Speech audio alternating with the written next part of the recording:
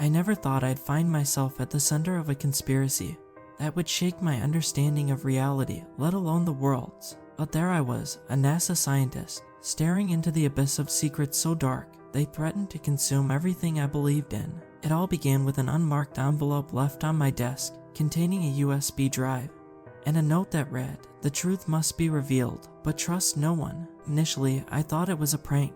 After all, working at NASA, we were no strangers to the odd conspiracy theory, but curiosity got the better of me, and I plugged the drive into my computer. The files it contained were beyond anything I could have imagined.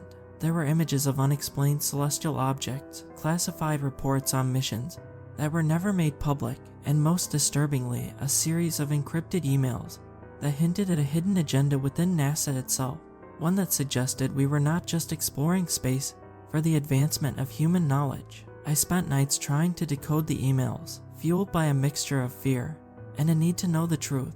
When I finally broke through the encryption, I wish I hadn't. The emails detailed a covert operation to establish communication with an extraterrestrial intelligence that had been monitoring Earth for centuries. But it wasn't the existence of alien life that chilled me to the bone, it was the nature of the communication. According to the emails, the intelligence didn't just observe, it influenced. Historical events, technological advances, even wars, were all nudged from the shadows by an unseen hand. And now, NASA, or at least a faction within it, was trying to harness this influence, to control it. I knew I had to act, but I was also acutely aware of the note's warning, "Trust no one." Paranoia became my constant companion. I started seeing shadows move in the corners of my eyes, and every email or phone call seemed like a potential threat. The line between friend and foe blurred until I trusted no one but myself. My attempts to leak the information were thwarted at every turn. Accounts were deleted as soon as I created them, emails bounced back, and once, my car brakes failed as I drove to a meeting with a journalist who had agreed to publish the story. It was clear I was being watched, and my unseen adversaries were closing in. The climax of my ordeal came unexpectedly. I was lured to a remote location under the pretense of meeting a whistleblower from inside the conspiracy. Instead, I found myself face to face with agents of the very conspiracy I sought to expose. They didn't want to kill me, they wanted something worse. They offered me a place within the conspiracy, a chance to be part of the select few who knew the truth and wielded the power. I refused. I managed to escape, but at what cost? I'm now a fugitive, constantly looking over my shoulder, jumping at shadows. The information I discovered is trapped with me, too dangerous to share, yet too important to ignore. As I write this, I know my time is limited. They are relentless, and eventually they will find me. But if you're reading this, know that the world is not what it seems. There are forces at play, hidden in the darkness, manipulating the course of human history. And somewhere, buried in the files of a rogue NASA operation, lies the key to uncovering the truth. But remember, trust no one, for in the search for truth, the greatest danger is losing yourself to the shadows you seek to expose.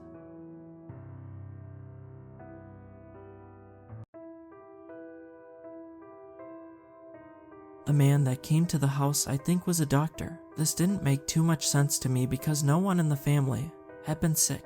While him and Mom were talking in the other room, and Sophie tried listening to their conversation like any 6-year-old would do when a stranger was in the house. We couldn't hear them so we kept playing, again like 6-year-olds do. They were in there a very long time. We made stories about who he could be and what he's doing. Sophie said he's a doctor, and he's doing surgery. I joked that they're painting the room a cool blue color to match their bed set, or that they're talking to Santa Claus about if we were good for the year. They were both wrong. We both creeped up to the door again to see if we can hear anything since the TV stopped playing. And now it was quiet. Sophie and I were slightly upset to discover that he worked for the church. We've never been, we're not Christian. The only thing we could hear through the door was prayer. So obviously, we didn't recognize that they just kept saying Jesus and God. We thought it was a little silly because that's the first time our mom had ever really done anything religious, and we're afraid she was going to start making us do it with her. They finished and came out of the room like nothing happened, and she led him out the front door. We asked and asked, and she wouldn't tell us anything. Sophie kept pestering, but I gave up after a couple of who was he. She finally calmed down and asked if we could get lunch because I'm positive they were in there praying for more than 2 hours. After lunch that day, I started feeling a little sick to my stomach.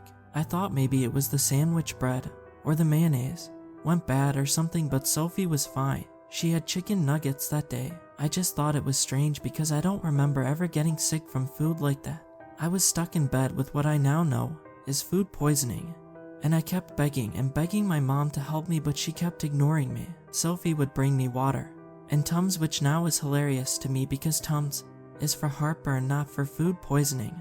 But what can you do when you're a little kid? It lasted about 2 days, and I recovered, but I had a headache that wouldn't go away. Over the course of about 2 weeks, the doctor would come every single day, and they would go in the room and pray for an hour or two every single day. While they did that, me and Sophie would watch our movies and play with our toys, and when the TV started to turn off or change channels, we would go to our toys. If our toys started making noises by themselves and moving, we would go back to the TV. I think I remember asking the man if he could fix the lights and the TV to make them stop turning off randomly. He just looked at me and left. After that, they started burning sage. I remember it smelled awful. It gave me a headache. It made me irritated and upset. My behavior spiraled every time they burned sage. I would black out. When I woke back up after the sage was done, I was in the room on the bed. This time the man was standing next to the bed on my right. He was tossing holy water on me, praying,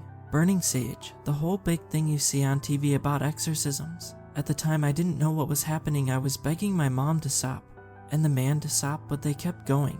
The sage smoke was so close to my nose it choked me and made me throw up a few times. That was the reaction they wanted, I guess, because they kept doing it. I was begging them to stop, screaming for them to stop, saying I'll clean my room or I'll pick up after myself, anything to make them stop.